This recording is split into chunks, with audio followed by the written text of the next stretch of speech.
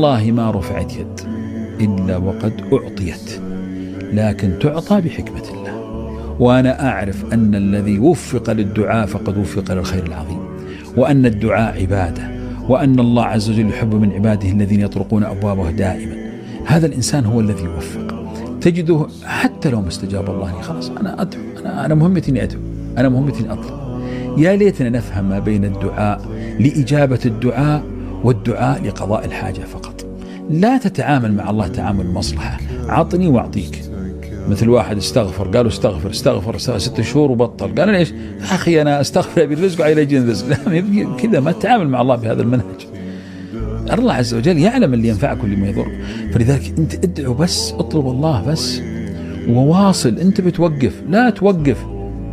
جو الصحابة وقالوا يعني ندعو، وقال ادعو فإن الله لا يمل حتى تملوا.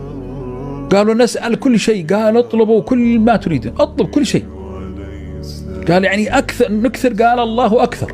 وش عندك أنت؟ وش تبي تطلب أصلا من الله؟ وش طموحاتك أنت الإنسان؟ وش همومك؟ وش اكثر.